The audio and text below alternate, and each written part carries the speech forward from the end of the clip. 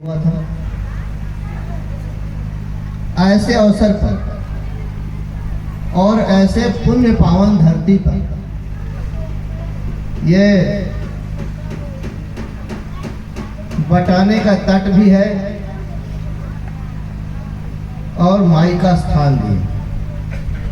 इसीलिए मैंने कहा कि ये बहुत सारे चीज़ों का मिश्रण है और ये बहुत ही अच्छा शुभ मुहूर्त है, शुभ अवसर है जब आप लोगों ने आज की तिथि को इस कार्यक्रम के लिए चुना। मैं आप लोगों को इसके लिए बहुत बहुत धन्यवाद और आप सब लोगों के प्रति आभार प्रकट करता हूँ। चूँकि मुझे यहाँ से अभी तुरंत भागकर कोंच जाना है, एमएलसी का चुनाव चल रहा है और वहाँ से फिर भागकर औरंगाबाद आना है। सत्येंद्र नगर में जब राष्ट्रीय स्वयंसेवक संघ का आज पथ संचलन कार्यक्रम रखा गया है, उसमें भी मुझे भाग लेना है। इसलिए मैं थोड़ी जल्दी में हूँ। मुझे कहना बहुत था लेकिन संक्षेप में अपनी बात रखूंगा। हर वर्ष छठ के अवसर पर, क्योंकि मेरे यहाँ जब तक मेरी माता जी स्वस्थ हैं और माता जी उनको स्वस्थ रखती हैं मातेश्वरी, तो दोनों छठ वो करती हैं, आप लोग जानते हैं। और करीब करीब यही लगभग यही मैं उनको लेकर आता हूँ, यही उनको पसंद भी लगता है, यही उनको अच्छा लगता है। अर्घ देने के साथ साथ यहाँ के जीव का जो माहौल है ग्रामीणों का, सब लोग उनसे मिलते हैं और बाद में सुबह सुबह चाय भी आप लोग व्रतियों को उनके साथ आए लोगों को पिलाते हैं। और आज से नहीं, जब मैं स्कूल में पढ़ता था और मेरे पिताजी चुनाव में हिस्सा भी नहीं लिए थे, 1977 में वो पहला चुनाव लड़ा, उसके पहले से यहाँ से आप लोगों से मेरा संबंध है। मेरे साथ यहाँ के कई लोग, राजेंद्र मेरे साथ पढ़ते थे, तो इनको हम एक दिन कहे, जब ये आए थे निमंत्रण लेकर, इनके साथ कई लड़के भी थे, नौजवान थे, हमने कहा काहे राजेंद्र तो हर बार काहे पक गए, दिमाग से ज्यादा माथा से काम नहीं था का।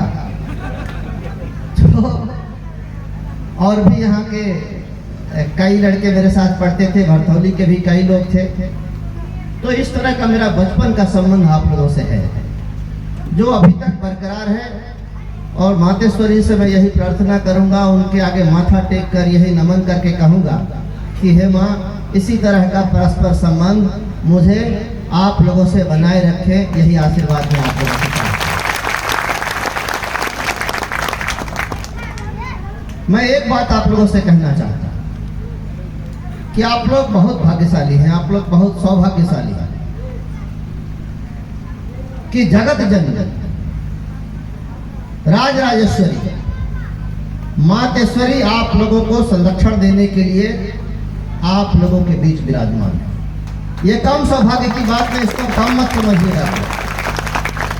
और यही कारण है कि आज एक नहीं, कई संयोग हैं, कई शुभ अवसर है जो मातेश्वरी की कृपा से आप लोगों को मिला है।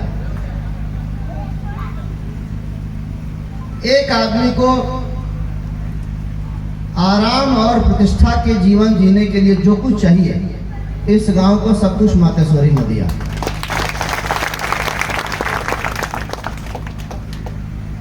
पावर भी दिया, यानी शक्ति भी दी। शक्ति की देवी है, शक्ति की माँ है। तो आज के दिन सबसे बड़ा पावर क्या है, सबसे बड़ी शक्ति क्या है? वो पॉलिटिकल पावर है। तो मातेश्वरी ने आप लोगों को दिया। यहाँ अर्थ की भी कोई कमी नहीं है, धन का अभाव इस गांव में नहीं है।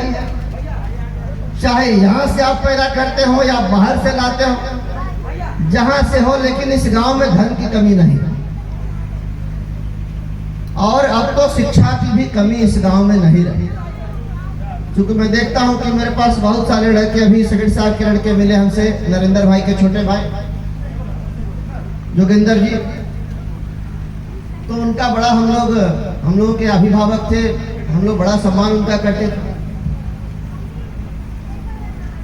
तो हम समझते थे कि कोई छोटा मोटा कोल इंडिया में यहाँ के तो बहुत लोग हैं, तो ये भी होंगे, तो कहेंगे तो पीओ हैं, आप पीओ हैं, तो हाँ, ये इसका मतलब कि गस्टेड ऑफिसर है। तो मैंने कहा कि शिक्षा, अर्थ और शक्ति तीनों मातेश्वरी ने आप लोगों को दिया। मातेश्वरी की कृपा से आपके घर का लाल, आपके घर का बेटा औरंगाबाद विधानसभा क्षेत्र की दूसरी बार सेवा करने के लिए उन्होंने तैयार किया, और साथ साथ खैराबिंद पंचायत की जनता के सेवा के लिए दूसरी बार मेरा पुत्रवत राम सकल भाई का बेटा सुजीत को भी मातेश्वरी ने जनता की सेवा के लिए तैयार किया। कोई जरूरी नहीं था कि इस पंचायत में 10-15 गांव होंगे, टोला लेकर 20 भी होगा, कोई जरूरी नहीं था कि यहीं से मुखिया बन जाए, और ना कोई ये जरूरी था कि विधायक यहीं से दूसरी बार हो जाए। तो ये जो कृपा आप लोगों के ऊपर है, इसको आप लोग किस रूप में बरकरार रखते हैं, ये बहुत बड़ी जिम्मेवारी आप लोगों के ऊपर है।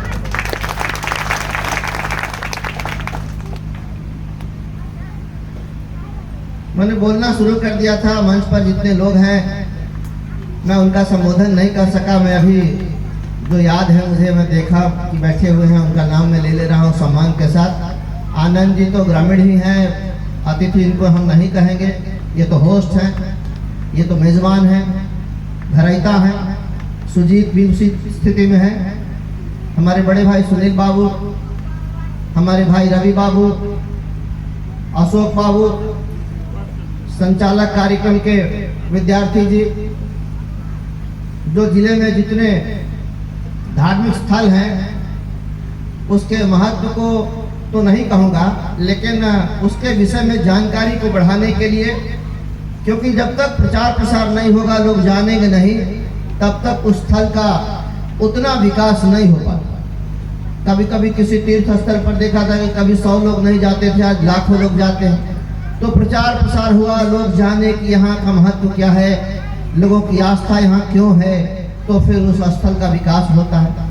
तो इसके निमित्त यह कार्यक्रम हो रहा है। विद्यार्थी जी भी अभी हमको बता रहे थे कि यह कार्यक्रम क्यों हो रहा है, मुझे जानते हैं।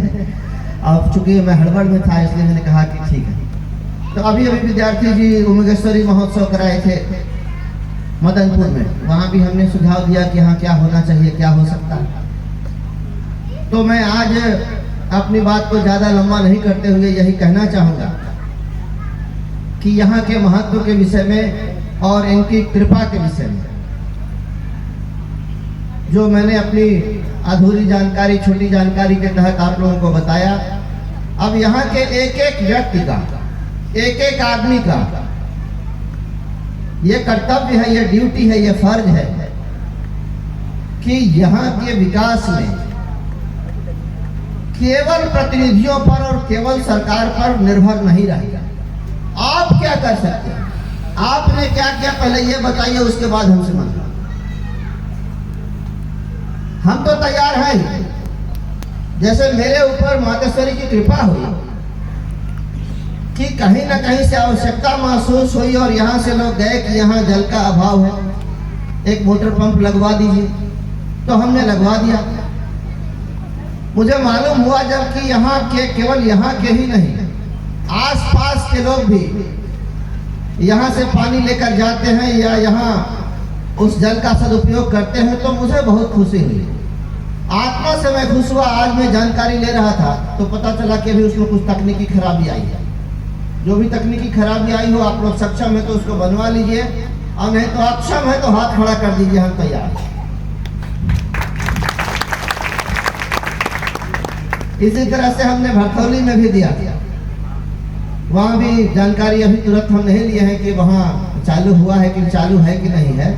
तो इस तरह से जिस कारण से, जिस निमित्त से आप लोग अपना आशीर्वाद देकर हम लोगों को चुनते हैं, बनाते हैं, हम लोग आप लोगों की सेवा के लिए 24 घंटा तैयार हैं। और ज़्यादा और कुछ नहीं कहूँगा।